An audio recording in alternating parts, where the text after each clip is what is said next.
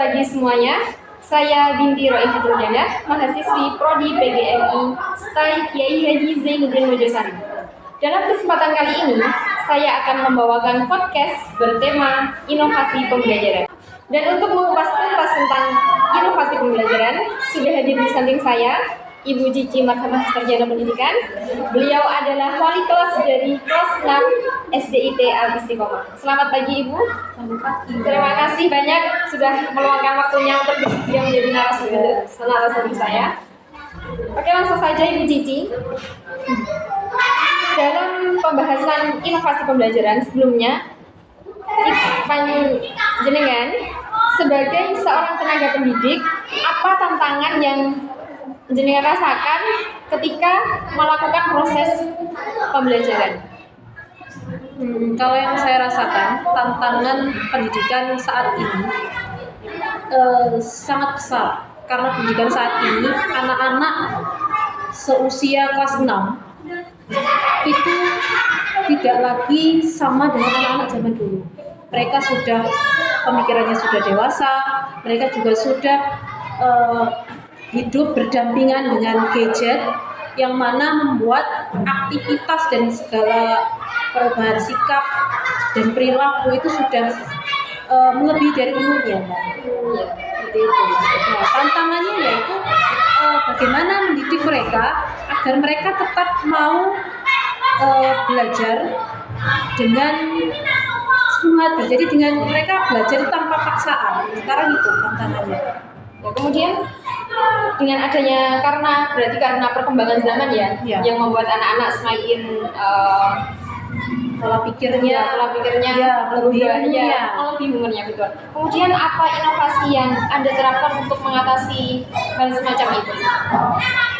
Inovasi yang saya terapkan karena sekarang anak-anak cenderung ketika belajar di dalam kelas kalau hanya menggunakan satu metode, misalkan ceramah, mereka seperti tidak bersemangat, tidak menarik. Akhirnya guru harus putar otak.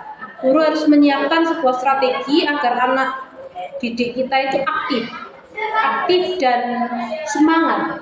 Nah, beberapa kali saya mengadakan kegiatan pembelajaran dengan basis project ataupun problem based learning atau project based learning. Nah, dengan itu anak-anak menjadi semangat. Jadi ketika mereka di dalam kelas, mereka melakukan aktivitas yang nyata. Jadi mereka tidak hanya duduk diam mendengar penjelasan guru. Jadi mereka yang beraktivitas mereka, bukan gurunya. Itu berarti masuknya di project. Ya, project based learning. Jadi pembelajaran berbasis project. Kerja nyata. Mereka harus mengerjakan, tidak hanya mendengarkan. Dan mereka mengalami, mereka melakukan, kan jadi mereka mengalami sendiri. Akhirnya pembelajaran yang mereka dapat itu lebih bermakna, Mbak. Jadi mereka lebih mudah mengingat daripada hanya diberikan secara lisan. Ketika guru menjelaskan kan mereka cuma mendengar. Nah, ini mengalami, jadi mereka akan ingat hal itu dengan baik. Ya, karena mereka terjun langsung. Ya, terjun betul sekali. Lalu kemudian bagaimana kita dapat memastikan bahwa semua siswa memiliki akses yang sama terhadap inovasi pembelajaran tersebut? Jadi apakah siswa-siswa itu semuanya ikut ambil atau ikut melaksanakan inovasi tersebut? Kalau hal itu bisa dilihat ketika pelaksanaan pembelajaran, peran siswa memang kadang-kadang kan kita tidak mungkiri siswa itu beberapa siswa yang cenderung aktif dalam pembelajaran itu pasti nanti juga akan aktif dalam kegiatan tersebut. Beberapa siswa yang kurang aktif pasti dia juga secara otomatis akan kurang bisa mengikuti pembelajaran tersebut. Nah, di sini tugas guru yaitu untuk memantau. Jadi memantau sambil berkeliling kelas, mengontrol satu persatu. Mas tugasnya apa? Mas tolong temannya dibantu seperti itu. Jadi kita memantau, Mbak, betul-betul mendampingi, memastikan kalau semua siswa itu berpartisipasi dengan aktif. Seperti itu. Berarti guru di situ tidak hanya memberikan tugas proyeknya, tapi juga harus tetap mendampingi dan melihat satu persatu untuk mengontrol inovasi tersebut. Ya. Kemudian selanjutnya dampaknya ini. Bagaimana inovasi mempengaruhi peran guru? Itu bagaimana? Peran guru intinya juga peran guru juga akan semakin bertambah. Jadi guru yang semula tugasnya mungkin hanya menyampaikan materi melalui buku, kemudian dijelaskan seperti itu, sekarang kan tidak. Jadi guru harus berperan aktif. Yang pertama, dia menciptakan inovasi yang kira-kira dia mampu membuat peserta didiknya menjadi aktif, membangkitkan semangat belajar. Setelah itu, guru juga itu tadi memantau, berkeliling, mengingatkan untuk siswa-siswa supaya aktif, bersemangat. Kemudian nanti ketika di ujung pembelajaran akan diadakan misalkan presentasi, nah tugas guru akan bertambah lagi. Jadi guru juga akan nanti mendampingi presentasi, memantau juga seperti itu. Jadi dalam pembelajaran dengan basis project itu sebetulnya peran guru juga sangat penting, sangat banyak. Ya, aktif. Berarti bukan hanya siswanya saja yang aktif, tapi gurunya juga jauh lebih aktif. Kemudian bagaimana inovasi pembelajaran dapat membantu siswa belajar lebih efektif? Itu tadi seperti yang jenengan sampaikan ya. Iya. Anak-anak dengan pembelajaran seperti ini ya, model pembelajaran seperti ini, tentunya dia akan mengalami sendiri, dia akan melakukan praktek dan mengalaminya sendiri. Nah, pasti dengan hal seperti itu, pembelajaran yang dia dapat itu akan bermakna. Dia akan lebih mudah mengingat, lebih mudah memahami daripada hanya sekedar mendengarkan saja. Karena mereka melakukan sendiri, terus kemudian dengan susah payah. Iya, betul. Karena pembelajaran yang baik itu adalah pembelajaran yang pengalaman, seperti pengalaman. Kalau cuma kita mendengar cerita dari orang kisah gitu kan, seperti itu. Tapi kalau kita mengalami sendiri itu pembelajaran yang paling baik. Ya, karena kita merasakan jadi bagaimana perjuangannya, pasti susah dia, sudah pasti nempel, pasti akan teringat sampai kapan. Betul. Kemudian apa saja keterampilan baru yang dibutuhkan guru untuk mengajar di era inovasi pembelajaran ini? Jadi itu untuk memberikan inovasi ini guru itu harus apa saja yang harus dilakukan?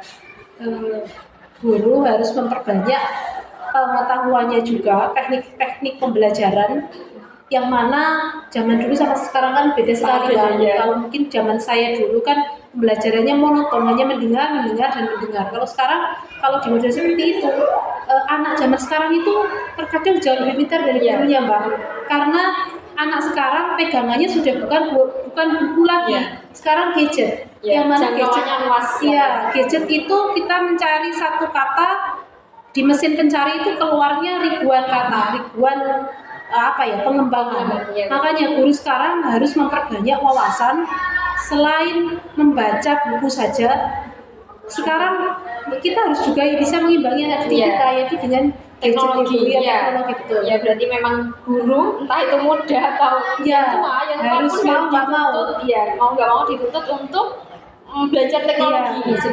Karena memang zamannya seperti ini, jadi harus mengimbangi. Kemudian bagaimana kita dapat memastikan bahwa guru memiliki dukungan yang mereka butuhkan untuk menggunakan inovasi itu? Dukungan untuk guru kepada anak-anak itu biar mau menggunakan inovasi seperti itu tuh seperti apa dengan memberikan dukungan kepada anak-anaknya? Anak-anak yang jelas kita beri motivasi ya bahwa pembelajaran itu tidak hanya satu arah. Jadi dari guru ke siswa seperti itu kan tidak. Sekarang kan belajarnya bisa, guru pun juga sekarang bisa belajar dari siswanya. Dengan kegiatan seperti ini tadi, kan akhirnya guru juga belajar, ternyata untuk belajar membuat sebuah project itu kan ternyata seperti ini jadinya. Ternyata mungkin dari siswa itu guru juga akhirnya mendapat pengalaman. Iya, betul. Karena kalau guru kan hanya mungkin bayangan ini seperti ini, tapi ternyata kenyataannya banyak Ya, anak yang lebih banyak yang tidak sesuai dengan Ya. bayangan guru ketika sudah Macam-macam. melakukan Ya, praktek betul, tersebut. betul. Berarti semakin menambah wawasan guru bahwa oh ada anak yang model ketika dikasih tugas seperti ini mereka menyelesaikannya seperti ini. Iya, iya, Ada iya. anak yang seperti ini menyelesaikannya seperti ini. Berarti juga menambah wawasan Iya, guru betul untuk sekali. menghadapi Iya. anak-anak berbagai Semakin karakter. nanti kita banyak wawasan, kita kan juga nanti masih akan terus mengajar ya insya Allah ya. Jadi kita sudah punya bekal, oh ternyata ketika pembelajaran dengan model seperti ini, ternyata tantangannya seperti ini. Kita juga bisa mempersiapkan, oh nanti mungkin saja terjadi tantangan seperti ini, kita sudah punya bekal, Mbak. Kemudian untuk masa depan pembelajaran. Bagaimana menurut Anda inovasi pembelajaran akan berkembang di masa depan? Kalau menurut saya, semakin zamannya ini maju, mungkin pembelajaran yang saat ini saya sampaikan, proyek-proyek seperti ini, mungkin di masa mendatang, mungkin jauh lebih akan mengalami peningkatan. Jadi yang semisal saya melakukan pembelajaran proyek tentang tata surya misalkan ya, tentang planet dan lain sebagainya. Sekarang baru menggunakan media, mungkin kertas, kardus, kemudian Hanya menggambar ya saja mau dipotong, ditempel. Mungkin yang akan datang karena juga kita tidak kemungkinan ya semakin zaman semakin maju, nanti anak-anak mungkin sudah bisa menggunakan gadgetnya sendiri. Jadi mereka datang ke sekolah membawa gadget atau mungkin sekolah memfasilitasi dengan Chromebook atau apa. Nah, nanti mereka membuat sudah dengan gadgetnya masing-masing. Apalagi sekarang ada aplikasi yang sungguh menarik untuk pembelajaran, yaitu Canva. Tapi mungkin kalau di sekolah di SDIT ini belum menggunakan. Tapi mungkin pada saatnya nanti, karena ini perkembangan zaman luar biasa Mbak. Jadi mungkin pada saatnya nanti pembelajaran dengan model seperti ini sudah tidak lagi menggunakan media kertas, kardus, tapi sudah langsung ke monitor gadget. Ya, kemudian bagaimana inovasi pembelajaran akan membentuk masa depan pendidikan? Pendidikan itu seperti apa? Dengan adanya inovasi yang baru itu pendidikan kedepannya akan seperti apa? Menurut saya juga semakin inovasinya semakin baik, mungkin mutu pendidikan juga semakin baik, Mbak. Jadi ya semua itu tergantung gurunya. Jadi mau berinovasi atau tidak. Karena memang saat ini memang tantangan guru adalah bagaimana dia menginovasikan pembelajarannya. Kalau gurunya slow-slow saja, santai-santai saja, tidak ada inovasi, ya pembelajarannya akan seperti itu saja. Sudah banyak dibuktikan ya. Jadi sekolah-sekolah maju, sekolah-sekolah yang ternama di kota besar atau mungkin di kota kita sendiri, itu pembelajarannya sudah hampir setiap hari itu pembelajarannya berbasis project ataupun problem. Jadi tidak hanya duduk diam di dalam kelas, ya kalau seperti itu sudah pembelajaran yang jadul. Jadi malah sekolah-sekolah seperti itu sudah kehilangan muridnya. Kan kita bisa saksikan sendiri ya fenomena sekarang sekolah-sekolah itu berbondong-bondong mencari murid. Kenapa kok susah? Ya itu kita harus bagaimana introspeksi diri kita. Kita sudah berinovasi atau belum? Berarti dari awalnya itu tetap dari sekolah hanya dulu harus memastikan bagaimana nanti proses pembelajarannya, bagaimana apa yang dapat menarik siswa. Dan yang terakhir, apa peran kita dalam memastikan bahwa inovasi pembelajaran digunakan untuk kebaikan? Kan pasti setiap inovasi, setiap era itu tadi inovasi pasti ada dampak baiknya dan buruknya. Untuk memastikan bahwa inovasi tersebut berdampak baik dan menghindari dampaknya buruk itu seperti apa? Kalau itu sebetulnya gini, peran guru itu kan tidak hanya mengajar, tetapi juga mendidik. Mendidik. Guru mendidik berarti mengajarkan sesuatu yang baik. Jadi inovasi pasti akan berdampak baik juga buruk. Makanya sebelum kita mengenal dampak buruknya, kita ajarkan dulu nilai-nilai kebaikan ke anak-anak. Kemudian jadi kalau anak-anaknya ini sudah mempunyai moral yang baik, akhlak yang baik, insya Allah dampak yang buruk itu bisa dihindari karena mereka sudah punya istilahnya apa ya, semacam Benteng apa iya ya? benteng, betul sekali. Jadi mereka kan sudah tahu oh, ini jelek, ini tidak baik. Berarti dia sudah bisa apa ya, menyaring Ya. semua. Nah itu tadi berdasarkan peran guru sebagai pendidik ya. Ya. Sekarang tantangannya yaitu tadi di zaman yang serba maju ini kan moralitas anak-anak ini yang sedikit mengalami penurunan. Jadi guru sekarang tidak hanya dituntut untuk menjadi pengajar yang baik, tapi menjadi pendidik yang baik, beri contoh yang baik bahwa moral itu sekarang penting sekali. Makanya ya kita memberikan pendidikan moral juga dalam pembelajaran. Di sela-sela pembelajaran itu kita bisa sampaikan nilai-nilai moral. Berarti mereka tidak kehilangan moralitasnya, akhlaknya. Ya. Berarti seperti pendidikan moral itu bukan hanya di pelajaran saja, tapi di setiap pembelajaran. Tidak hanya di pembelajaran PAI sama PKN. Kamu diselipkan ketika mengajarkan mungkin IPA, kita bisa ajarkan. Itu tata surya ini yang menciptakan Allah. Berarti Allah itu maha besar dengan segala kekuatannya, kekuasaannya bisa menciptakan sistem tata surya sebesar ini. Apalagi hanya sekedar mengatur kita yang manusia yang kecil ini. Nah, berarti anak-anak disadarkan bahwa dia itu bukan apa-apa dan bukan siapa-siapa di alam semesta ini, hanya Allah yang maha besar. Seperti itu, Mbak. Ya. Kemudian kalau di kelas jenengan sendiri, berarti jenengan memakai proyek apa ini? Dalam pembelajaran apa? Kalau yang baru saja saya lakukan yaitu pembelajaran berbasis proyek pada mata pelajaran IPA, yang mana tadi sudah saya sampaikan, yaitu di bab 9 yaitu tentang sistem tata surya. Dan itu bagaimana jenengan menerapkan kepada anak-anak dan perannya anak-anak seperti secara langsung? Jenengan jelaskan ya, Mbak.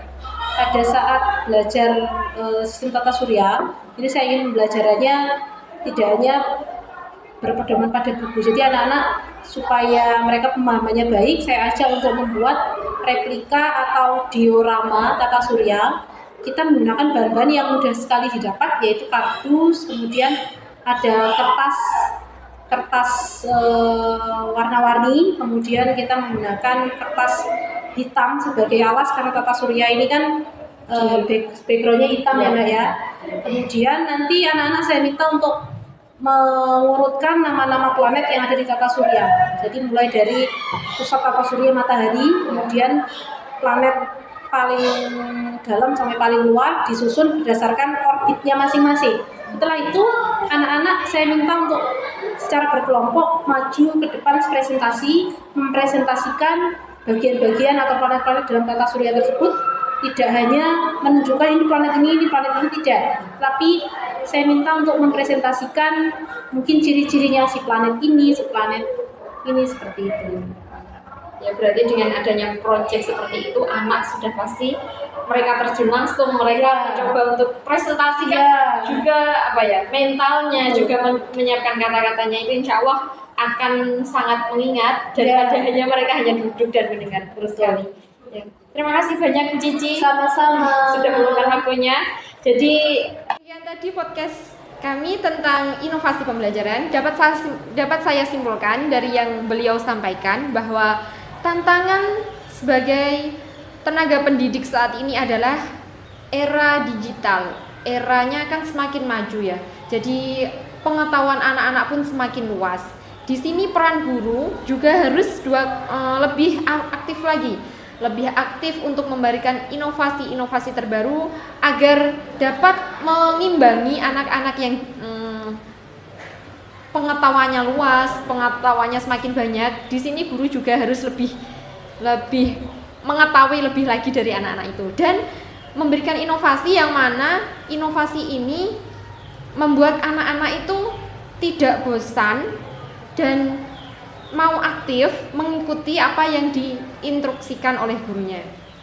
Kali ini dalam pembelajaran beliau menggunakan project based learning yaitu beliau memberikan tugas kepada mereka secara berkelompok untuk membuat project tata surya yang mana mereka melakukan secara nyata mereka membuat gambaran dari planet-planet, kemudian mereka menyusun mulai dari yang mulai planet terbesar yaitu matahari, kemudian yang paling dekat apa sampai yang paling akhir dalam tata surya. Iya, sistem tata surya. Ya, kemudian mereka juga diinstruksikan untuk mempresentasikan ya, di mana anak itu dituntut untuk bagaimana sih mereka harus menata mentalnya untuk berani bicara di depan teman-temannya, kemudian menjelaskan tanpa membaca, seperti itu. Itu membuat anak semakin bisa berpikir lebih aktif lagi ya Bu. Seperti itu. Jadi inovasi. Kemudian untuk inovasi kedepannya lagi, untuk masa mendatang pasti akan mengalami yang namanya pembaruan yang lebih baru. Mungkin yang seperti dijelaskan beliau, saat ini kan ada gadget, tapi sementara gadget ini hanya mendampingi saja, tidak langsung dalam pembelajaran selalu menggunakan seperti itu, tidak seperti itu. Tapi ada kemungkinan juga di masa mendatang penggunaan gadget itu bisa dilakukan di dalam kelas ya Bu. Anak-anak jadi sudah tidak melulu menggunakan pensil dan juga buku, tapi mereka langsung menatap gadgetnya atau notebooknya seperti itu untuk proses pembelajaran tersebut. Jadi semakin eranya semakin maju, pendidikannya pun juga semakin maju. Seperti itu kurang lebih. Terima kasih telah membersamai kami dalam podcast Inovasi Pembelajaran. Wassalamualaikum warahmatullahi wabarakatuh.